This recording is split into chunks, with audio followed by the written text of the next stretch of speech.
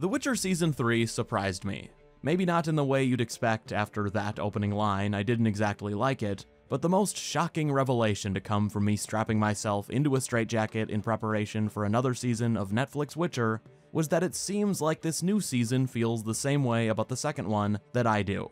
I won't be shy in saying that I hated Season 2. It took many of the best character arcs from the original story, dragged him behind Kaer Morhen, told him to look at the flowers, and then shot him in the head. So, following that up, the big question going into a third season, which I only watched because I'd be dumb not to review it, is whether anything had managed to improve.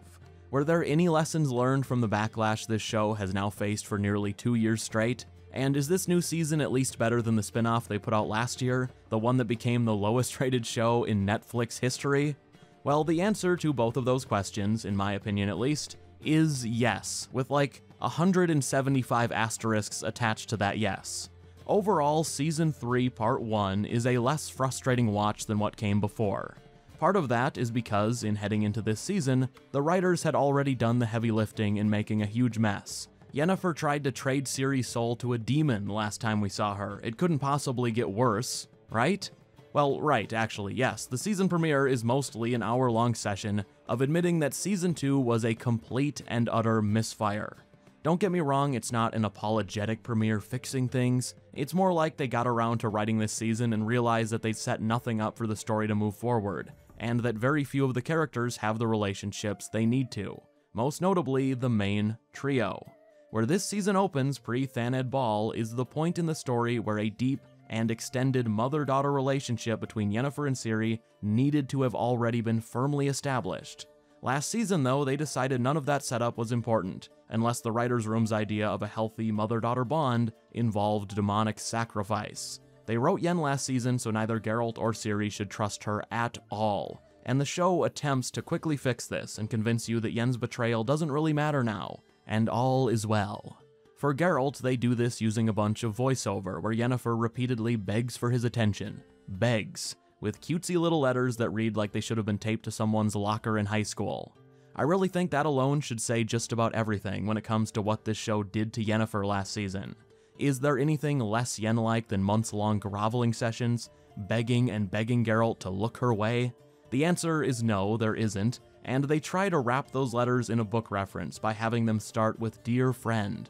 But that's all it is. It's a passing reference to try and mask the Band-Aid attempt at salvaging that relationship.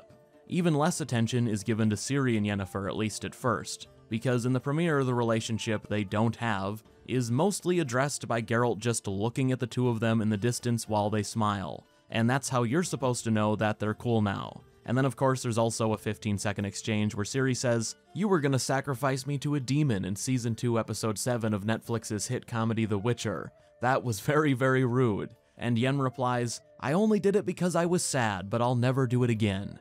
And that's about all you get before the show just pretends that Yennefer is a mother to Ciri now. The premiere mostly just wants you to forget about the damage of Season 2 as quickly as possible, and in a sense that was the best path forward. Trying to build on that train wreck would have been a mistake if the show is gonna soldier on, but it also needs to be pointed out that everything the writers try to undo and hastily mend is 100% their fault to begin with. The writers of this show are the ones who discarded the story they were supposed to be adapting and instead chose to write themselves into every single corner they have now needed to awkwardly dig the show out of. I will say, to give credit to the first episode where some is warranted, there are several moments with the trio that are nice and cute, but they work because the actors are charming and manage to shine despite nothing being set up, which is really the story of this show's production. Speaking of story, what exactly is it they're trying to do this season? Well, the first 4 episodes are largely comprised of scenes that attempt to make the major event in the 5th make some sort of sense. You might say, well, obviously earlier episodes would set up later ones, but that's not the point in this case. The major event that this season has to get right is the Thanedd Ball and what takes place there. Where this season kicks off is at a point where 90% of character motivations and relationships should have been solidly in place, meaning everything would lead right to Thanedd naturally. Unfortunately, the writers of this show went on a character assassination spree last season while skipping over everything important, and I mean just about everything. Nothing is in place, so they have to brute force it for 4 straight episodes. To start this off, let's first look at what they've done with Geralt and Jaskier. Don't worry, we'll talk about Jaskier. For Geralt, at the end of the premiere, the writers separate him from Ciri and Yen so he can hunt down Rience the Fire Mage. The unfortunate thing is that the setup for that is arguably this season's dumbest moment right in the premiere. Geralt and the other main characters draw Rience out specifically to kill him as he's a threat to Ciri. Geralt ends up defeating the guy and breaks his hands, but then he just walks past the mage twice with his sword drawn but leaves him alive. It seems in the moment like Geralt chose to spare Rience for some reason, but then in the very next scene, he makes the group split up so he can go hunt Rience down to finish him off. If you're gonna leave a comment saying Geralt didn't have time to kill him, he needed to get back, then I mean go for it, do what you want, but just know that nobody buys that. It would have taken a grand total of 0 extra seconds to kill Rience there. What's more frustrating is that they could have written that scene any other way to avoid everyone being distracted by what is a dumb moment that takes mental gymnastics to ignore, a moment that is the setup for Geralt's story this season. I can't go with you. And we can't go with you. Then we have to split up. Now, before moving past the premiere and getting to the Jaskier talk, I also have to mention the new elf they introduce. His name is Gallatin, and while I generally think the performances in this show range from decent to sometimes great, this character was truly awful, and I mean 0 redeeming qualities. I'm pretty sure the pitch for this guy, who is 100% a show invention, had to have gone something like, hey, what if we introduce a new elf that only has one character trait? And that character trait is that he talks like this all the time, like he's a ventriloquist puppet that was traumatized in Vietnam. And that is the only thing this character does, other than dying after we're forced to watch him for a half-dozen agonizing scenes. It is painful to sit through, and what is worse is that from the beginning it was very evident that this character was only being given so much screen time just to try and quickly make him seem important, before he then inevitably got killed. Story-wise, his purpose is just to be a quick means for Cahir to get back into the Emperor's good graces, which again is this season's attempt at trying to quickly move important pieces back into position after they derailed everybody last time around. What don't you get? If Nilfgaard takes the north, elves are free everywhere. The whole continent is our Dol Befana. Now, thankfully, and this is a positive, other than parody Batman elf, the first episode mostly focuses on Geralt, Ciri, and Yennefer. It's the middle three that spend about half their time away from anyone you want to see. On that topic, let's talk about Radovid, which by extension also means talking about Jaskier finally, because most of what Jaskier does in this season revolves around Radovid. Now, it's worth pointing out that Radovid in the books is a small child at this point in the timeline. He's supposed to be about 12, but they've decided to age him up, just so they could put him in a romantic relationship with Jaskier, who is pushing 40 by the events of Season 3.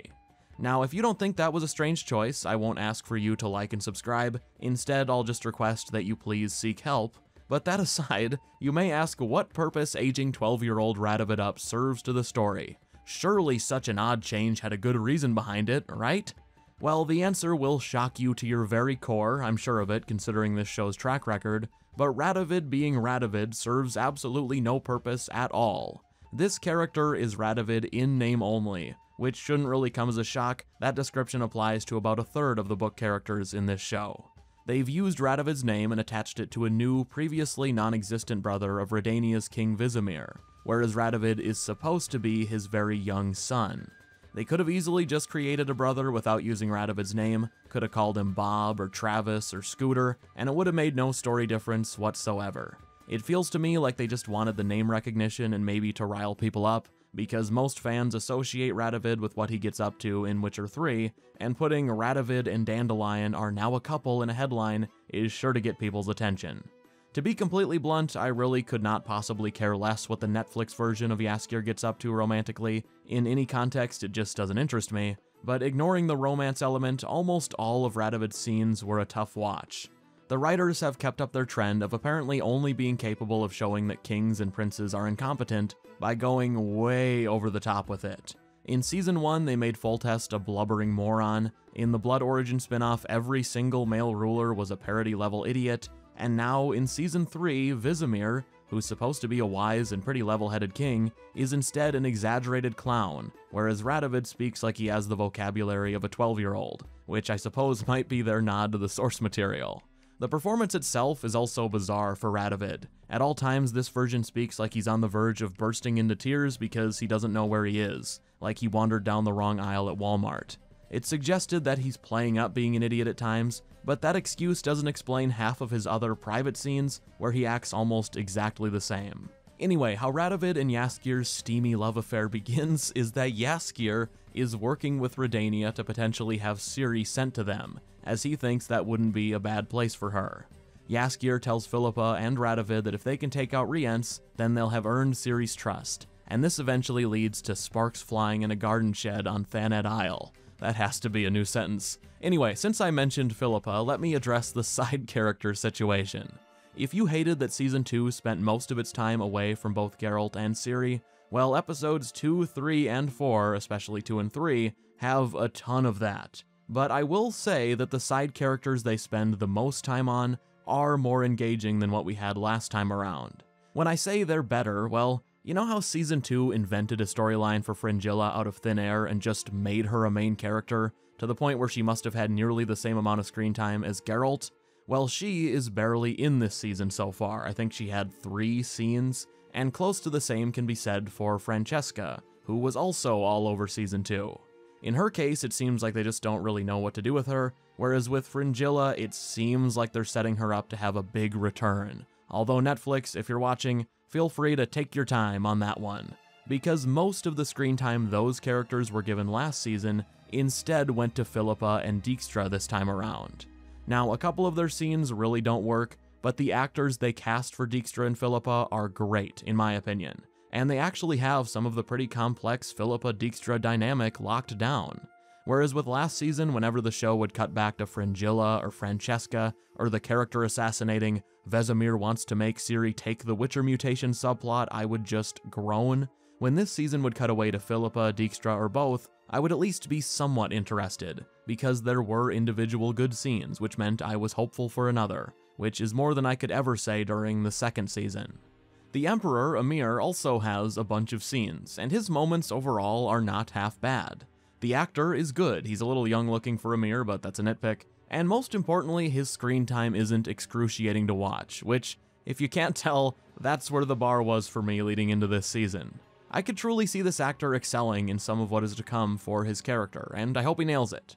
Now, I do have to address the unfortunate part of any improvements, and that is the dark cloud hanging over all of them. Henry Cavill is leaving. The heart of the show, for I'd go as far as to say most viewers, is walking away after this season. So any side character you may newly enjoy, or whatever elements that seem to be trending slightly upwards, are never going to cross paths with Geralt. At least not this Geralt in any meaningful way. Unsurprisingly, Cavill does a very good job yet again this season, in which Geralt is mostly off trying to hunt down Rience, which then opens up another plotline where he finds a young girl that looks like and thinks she's Ciri. Who are you? Don't be silly, Geralt. You know who I am. This storyline is a show-only thing, at least so far. I think it'll be a replacement for something else, but the jury is out for now. Anyway, this girl serves as a way to get Geralt to Thaned, because they needed some reason for him to go back to Yen and Ciri before ever accomplishing anything that he set out to do, and this girl serves that purpose. During an unrelated conversation, Jaskier mentions Aretuza, the magical academy on Thaned Isle, and then Geralt goes, "Oh, whoever brainwashed this girl might be from Aretuza, which is where Yennefer is right now," and boom, then there's a reason for him to go there right away. It's also at this exact point in the season where the show just completely gives up on any sense of scale, as Geralt and Ciri then reunite absolutely out of nowhere. There's a 10-second scene where Ciri calls out to Geralt, then hard cut, and next you see she's on horseback in the middle of being chased by the Wild Hunt, at which point Geralt just shows up. He uses Ard, and I guess that alone scares off the hunt. If it seems like I skipped something major there, or possibly an entire episode or two, I didn't. Geralt and Ciri were extremely far away from each other, but in this show the entire continent is the size of Rhode Island, so whatever. What's a little worse is that the story completely forgets about Yennefer when Geralt and Ciri reunite, and I'm assuming multiple scenes must have been scrapped, because this episode, which is the 4th one, is kind of all over the place. Since I mentioned Yennefer, what exactly were Ciri and her doing while Geralt was off hunting Rience? The answer is actually pretty straightforward. They travel together a bit before going to Thaned, and That's kinda their story up until a certain point I'll get to. In those travels, the show does a very faithful sequence in a bank and marketplace that is right out of the books. There's this one scene where Ciri is getting chaperoned that I thought was near perfect. As far as Yen and Ciri together, well, I think it kind of goes without saying that they just don't have anything approaching a mother-daughter dynamic on screen, which is mostly the fault of Season 2 skipping every ounce of setup. It's not a skill thing with the actresses. At one point, they even have Yennefer start calling Ciri my ugly one, which is a nickname Yen has for her in the books under a completely different context. There, it works perfectly. In the show, it feels random and out of place. Because it is. Now, since they made Yennefer a wanted traitorous criminal to the other mages last season, that means that they needed to undo that, just like everything else from Season 2, if Thanedd was going to happen. So, in bringing Ciri to Aretuza, which is on Thanedd Isle, for an education, they have Yen appeal to the Brotherhood of Mages. Yennefer says she's sorry and offers to sacrifice Ciri to another demon for forgiveness, but the Brotherhood say that's unnecessary and she's forgiven. Then Yennefer's criminality is over and reversed, and again, bravo to Season 2, bravo, you really moved the plot forward considering half of this season is spent trying to undo where they left things. By the way, I was kidding about the second demonic sacrifice of Ciri. That's the setup for Thanedd though. Yennefer says the Northern Kingdoms need to unite against Nilfgaard, so let's all talk. And that catches us up to the point where Geralt and Ciri reunite, and it's also where they must have chopped out multiple scenes. Yennefer is never shown to have noticed or worried at all that Ciri is missing. They get into a fight, then Ciri suddenly reunites with Geralt, and at no point is there any moment where you see Yen notice that she's run off. She has multiple scenes where she's completely unbothered while Ciri is gone, with no acknowledgement of it, so you're wondering if she's even noticed. But then, out of nowhere, multiple scenes later, Yen just tells Triss, "Oh, Geralt is bringing Ciri here." I have no idea how she knows that, it's just not shown. Now, Geralt and Ciri's moments together right before the mid-season finale as they travel with Jaskier to Aretuza/Thanedd are pretty good. Mostly because it's the pair of Henry Cavill and Freya Allan that work by far the best on screen from any combination of the main trio. There's a couple of scenes with them that are mostly slow, understated moments that work well, and to break it up, there is a monster fight that's a retooled version of one they skipped last season.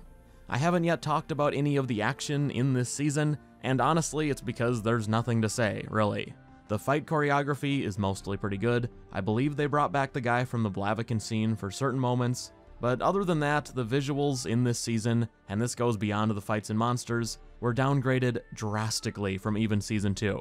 Everything just looks way cheaper, the CG, the lighting especially, hell, even the makeup, I don't know why, but it's just caked on at all times.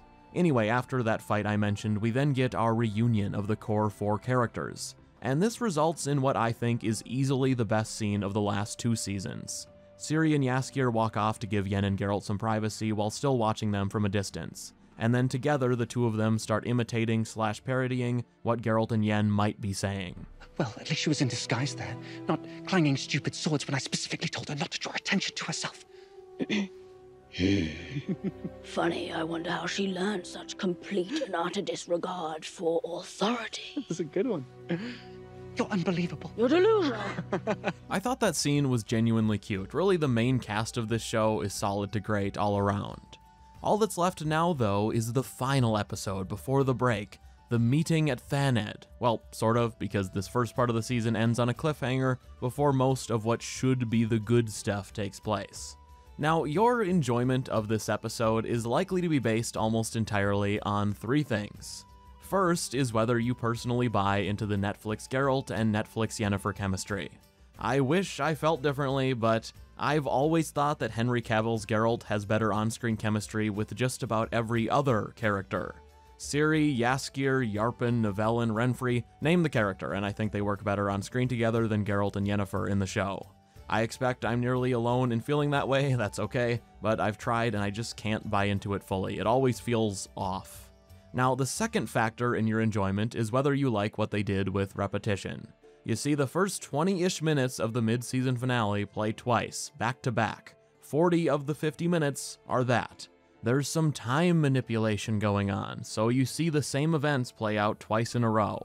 And while you do get some differing perspectives in that repetition, you're also forced to watch a lot of line-for-line repeated conversations. I get what they were going for, but overall I think the idea could have been significantly more effective had they edited things down a lot.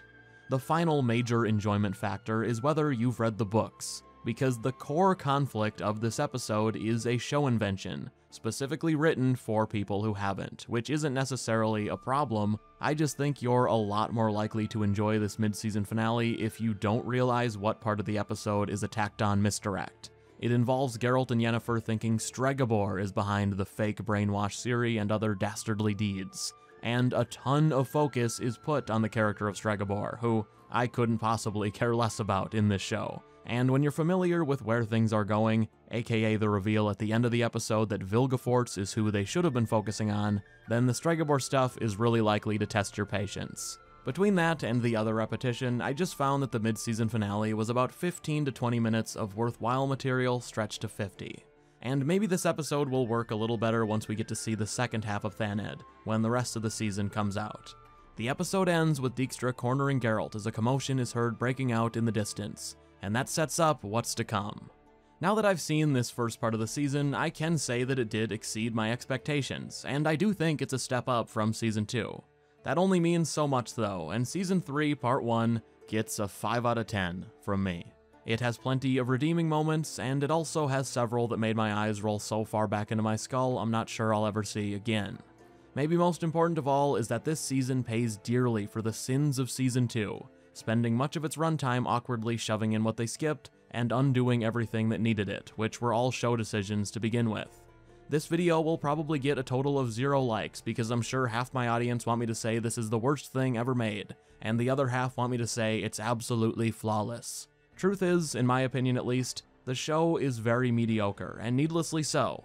They had a great story available to them and somehow turned it into The Vampire Diaries. Anyway, that's all for now. Thank you for watching, and I will see you in the next one.